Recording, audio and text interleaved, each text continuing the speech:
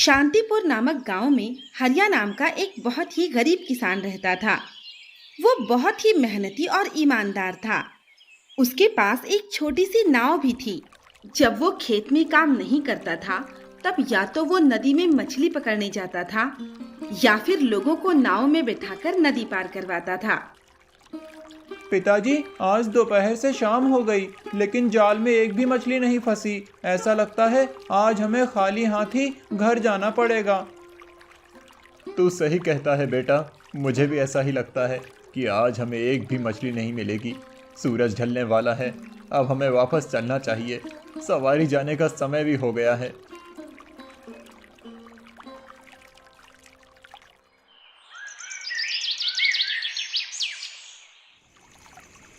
₹2 सवारी, ₹2 सवारी। नदी के उस पार ले जाने के लिए सिर्फ ₹2 सवारी। पहले आओ पहले पाओ, सिर्फ ₹2 में।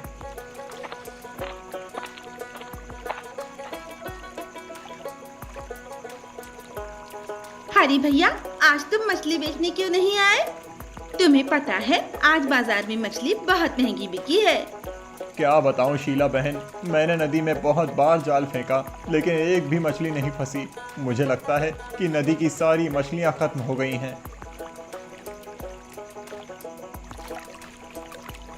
तुझे कितनी बार कहा है, तेरी नाव बहुत पुरानी हो चुकी है, अब नई नाव ले ले। देख, आज फिर से तेरी नाव में छेद हो गया। क्या करूं जमींदार साहब, गरीब आदमी हूं, नई नाव खरीदने का पैसा कहां से लाऊंगा। इसीलिए इसी नाव की मरम्मत करके इसी से काम चला रहा हूं। पैसे की चिंता क्यों करता है, मुझसे उधार ले ले। नहीं जमींदार साहब, मैं आपसे उधार नहीं ले सकता।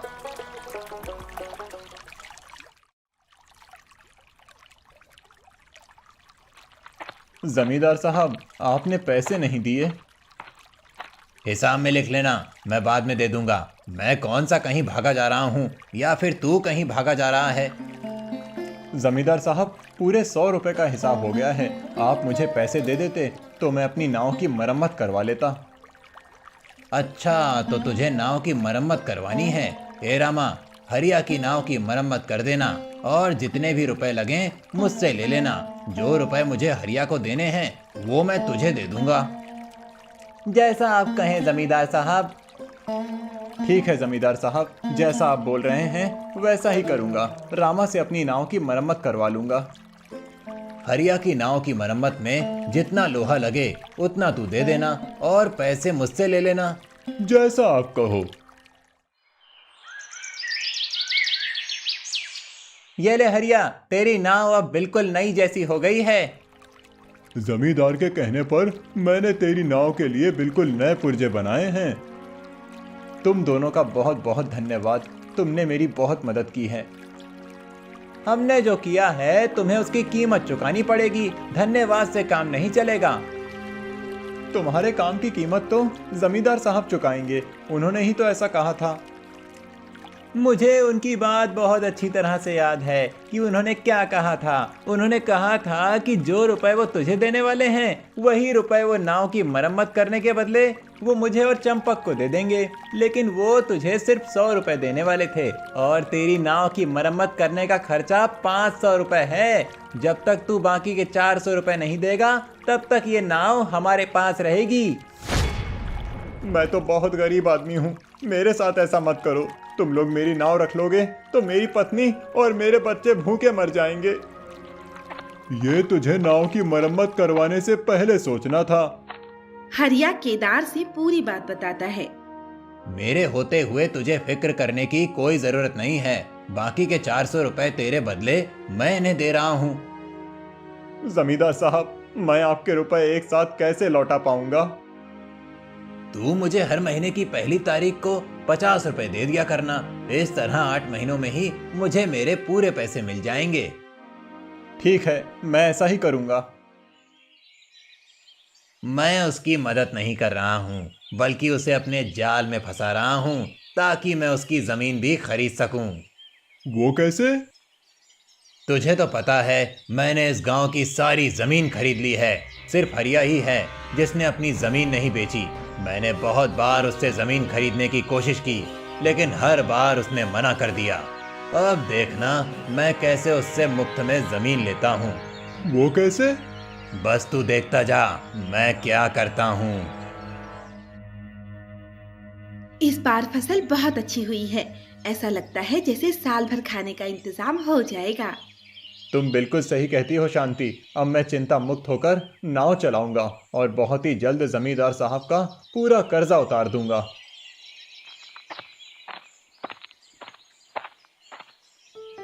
शांति, जल्दी से जमींदार साहब के लिए पानी ले आओ।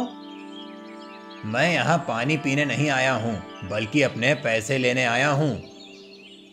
मुझे अच्छी तरह याद है जमींदार साहब, आज महीने की 1 तारीख है। मैं खेत का काम खत्म करके आप ही के पास आने वाला था। आप ही यहाँ आ गए तो ये लीजिए, पूरे 50 रुपए हैं। इस गरीब के पास इतने रुपए कहाँ से आए? लगता है मेरी तरकीब नाकाम हो जाएगी। मुझे कुछ करना होगा। अगले महीने समय से आकर पैसे दे जाना।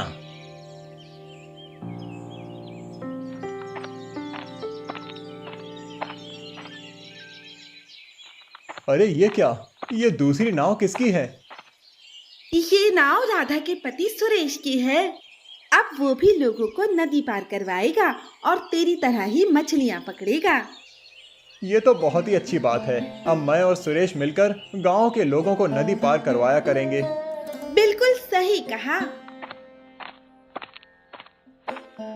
2 रुपए सवारी, 2 रुपए सवारी, नदी के उस पार ले जाने के लिए 2 रुपए सवारी। पहले आओ पहले पाओ, सिर्फ 2 रुपए में।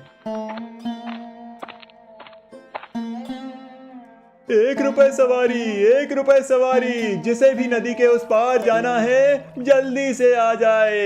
1 रुपए सवारी। अरे भाई, 1 रुपए सवारी नहीं, 2 रुपए सवारी लगता है।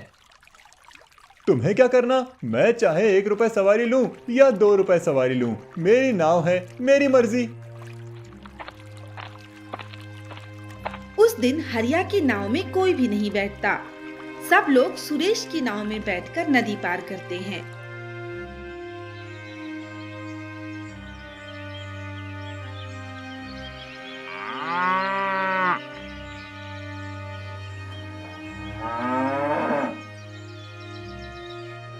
अरे वाह, आज तो जाल में बहुत सी मछलियां फंसी हैं। ऐसा लगता है आज तो बहुत ही जल्द टोकरी मछलियों से भर जाएगी। सुबह भी इसने मेरा नुकसान किया था, अब यहाँ भी मेरा नुकसान करने आ गया। अभी इसे यहाँ से भगाता हूँ। देख नहीं रहे, मैं यहाँ मछलियाँ पकड़ रहा हूँ, तुम कहीं और जाकर मछलियाँ पकड़ो। मैं क्यों कहीं और जाऊँ? तुम यहाँ से जाओ, अब मैं यहाँ मछलियाँ पकड़ूंगा। मछली पकड़ने की बात पर उन दोनों में बहस होने लगती है, लेकिन उन दोनों में से कोई भी वहां से नहीं जाता और वे दोनों मछलियां पकड़ते रहते हैं।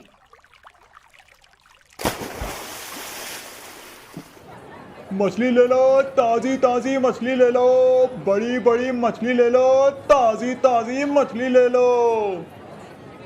मछली ले लो, मछली ताजी ताजी मछली, छोटी बड़ी मछली, मछली ले लो मछली। 10 रुपए किलो मछली ले लो, 10 रुपए किलो। मुझे 10 किलो मछली दे दो भैया। मछली ले लो, मछली ताजी ताजी मछली, 5 रुपए किलो मछली।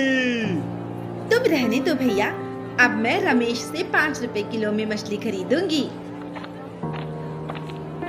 हाँ, मुझे दे दो, 1 किलो दे दो। अरे वो बड़ी वाली दे दो, ये छोटी वाली दे दो। ये लो पैसे। कितने रुपए किलो हुए? देखा हरिया, इसे कहते हैं कारोबार करना। तू कितनी देर से टोकरी भर के मछलियां लिए बैठा है, लेकिन तेरी एक भी मछली नहीं बिकी। और मुझे देख, मैंने आते ही सारी मछलियां बेच दी। इसकी वजह से आज 1 भी रुपए का काम नहीं हुआ। आज ना नाव में एक भी सवारी बैठी है, ना ही एक भी मछली बिकी है। चल बेटा, अब घर चलते हैं।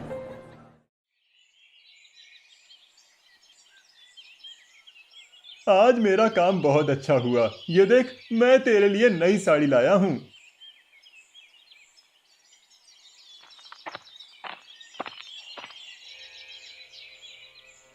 ये देखो शांति बहन, आज वो मेरे लिए नई साड़ी लाए हैं। ये साड़ी तो बहुत सुंदर है। आज आज बहुत देर हो गई माँ, पिताजी अभी तक घर नहीं आए। आज तेरे पिताजी ने बहुत सारी मछलियाँ पकड़ ली होंगी और वो उन्हें बेच रहे होंगे। अरे वाह, फिर तो पिताजी आज ढेर सारी मिठाइयाँ लाएंगे। मेरे वो बता रहे थे कि आज सुमन के पिताजी की एक भी मछली नहीं बिकी।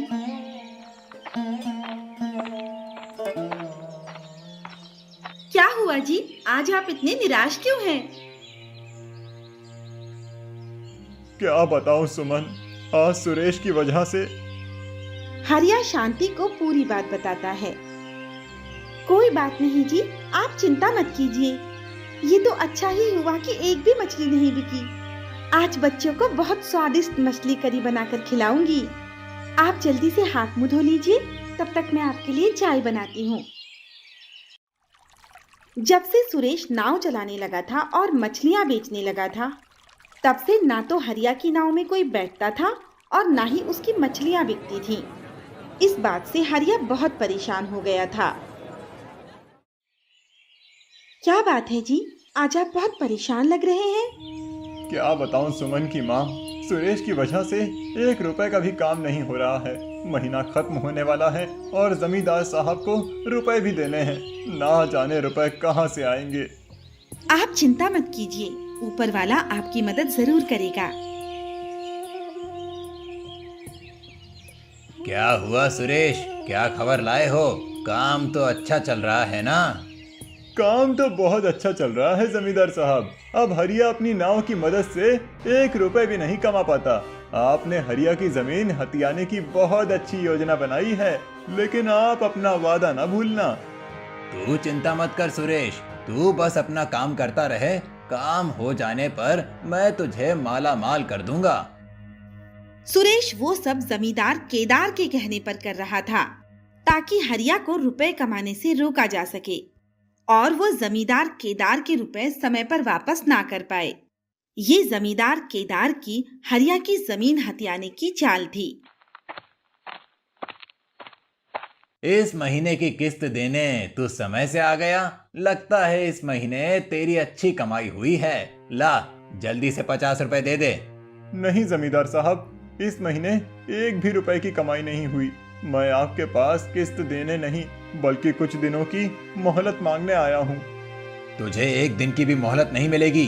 तू 2 दिन बाद मुझे किस्त के पैसे दे देना, नहीं तो मैं तेरे खेत पर कब्जा कर लूंगा। जमींदार साहब, आप मेरा खेत ले लेंगे तो मैं और मेरा परिवार भूखे मर जाएंगे। अगर तू चाहता है कि मैं तेरे खेत पर कब्जा ना करूं, तो समय पर रुपए दे देना।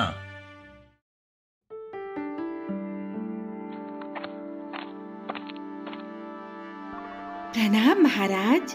कौन हो तुम और चित्रगुप्त कहाँ हैं? मैं चित्रगुप्त की बेटी सुंदरी हूँ। आज उनकी जगह मैं काम करने आई हूँ। वो क्यों नहीं आया? माँ के हाथों का खाना खाकर आज उनका पेट दर्द कर रहा है, इसीलिए वो आराम कर रहे हैं। तो क्या तुम्हारी माँ पहले खाना नहीं बनाती थी? बिल्कुल सही कहा आपने महाराज, पहले पिताजी ही खाना बनाते थे, लेकिन कल रात मेरी माँ ने खाना बनाया, जिसे खाकर मेरे पिताजी की हालत खराब हो गई। ठीक है, आज तुम उसका काम करो, लेकिन गड़बड़ मत करना। आपकी जैसी आज्ञा महाराज। मैं अभी कर्मों की किताब खोलकर बताती हूँ कि आज किसकी जीवन लीला समाप्त हो रही है। अरे, ये किताब तो हिंदी में है, लेकिन मुझे तो हिंदी पढ़ना आता ही नहीं। मैं इंग्लिश मीडियम स्कूल में जो पढ़ी हूँ। अब मैं क्या करूँ? अगर महाराज को ये पता चला कि मुझे हिंदी पढ़ना नहीं आता, तो वो मुझे बहुत डांटेंगे। क्या हुआ सुंदरी, तुम्हें पढ़ना नहीं आता क्या? आता है महाराज, आता है। तो फिर जल्दी बताओ, किसका नाम लिखा है? ये क्या लिखा है? हरिया? नहीं नहीं, नहीं नहीं, शहरी? नहीं नहीं, लहरी? नहीं नहीं, टिटहरी? महाराज, इसमें हरिया लिखा है। आज हरिया की जीवन लीला समाप्त होगी। चलो उसके पास चलते हैं।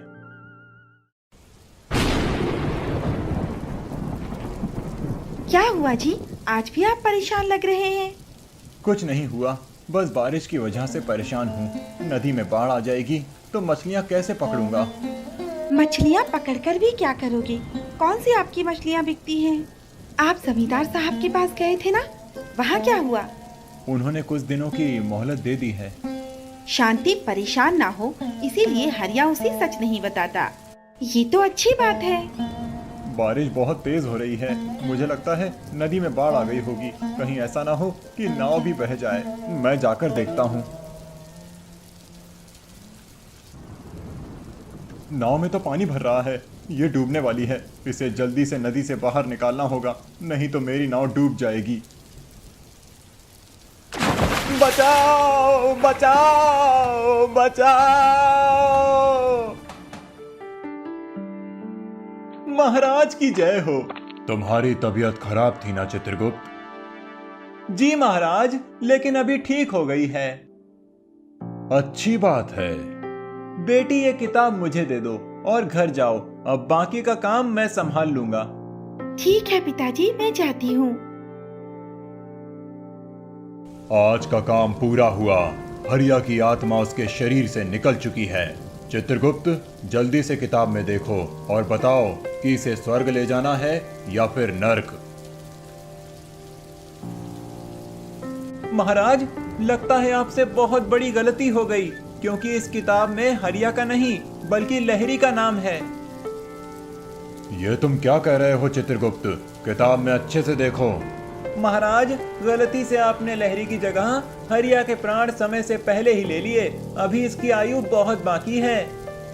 हरिया की आत्मा उनके बगल से खड़ी है। ये तुम क्या कह रहे हो चित्रगुप्त? महाराज, मैं बिल्कुल सही कह रहा हूँ। आपने समय से पहले ही इसके शरीर से इसकी आत्मा निकाल ली है। ये तुम्हारी बेटी के कारण हुआ है, उसी ने हमें इसका नाम बताया था। अब हम क्या करें? महाराज, एक काम करते हैं, किसी को हमारी गलती के बारे में पता चले उससे पहले ही हम हरिया की आत्मा को उसके शरीर में डाल देते हैं। हाँ चित्रगुप्त, तुम बिल्कुल सही कह रहे हो। मैंने आप दोनों की पूरी बात सुन ली है। अब मैं ये बात सबको बताऊंगा। नहीं नहीं, ऐसा मत करना, नहीं तो सब हम पर हंसेंगे। अगर आप चाहते हैं कि मैं आपकी गलती के बारे में किसी को ना बताऊं, तो आपको मेरा एक काम करना होगा। कैसा काम? मेरी नाव नदी में डूब गई है। आप मेरी नाव ढूंढ कर ला दो, उसके बाद मैं किसी को कुछ नहीं बताऊंगा। इतनी लंबी और गहरी नदी में हम तुम्हारी नाव कहाँ ढूंढेंगे? मैं कुछ नहीं जानता, मुझे मेरी नाव ढूंढ कर ला दो, नहीं तो मैं सबको बता दूंगा। महाराज, हमें इसकी बात माननी होगी। ठीक है, हम तुम्हारी नाव ढूंढ कर लाते हैं। ये रही तुम्हारी नाव। ये मेरी नाव नहीं है, मेरी नाव इतनी बड़ी नहीं थी, वो छोटी सी थी।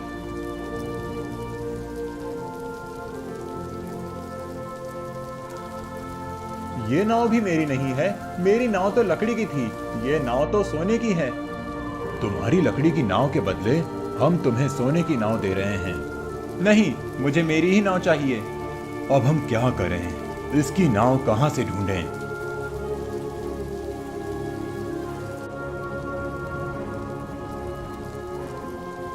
ये है मेरी प्यारी सी नाव। ठीक है, अब हम तुम्हें जिंदा कर रहे हैं।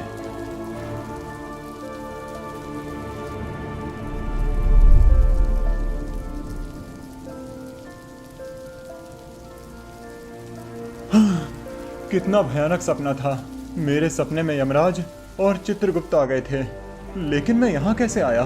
लगता है मैं बाढ़ में बहकर यहाँ आ गया हूँ। ये क्या? मेरी नाव में इतने सारे सोने के सिक्के कहाँ से आए? इसका मतलब वो सपना नहीं बल्कि हकीकत थी, और यमराज ने मुझे ये सिक्के दिए हैं। अब मेरी गरीबी दूर हो गई।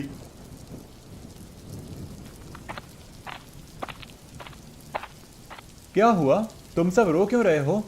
हमें लगा था कि आप बाढ़ में बह गए हो और वापस लौटकर नहीं आओगे। बाढ़ में बहने के बाद जो कुछ भी हुआ, हरिया उसे सब कुछ बताता है। अब हमारी गरीबी दूर हो गई जी।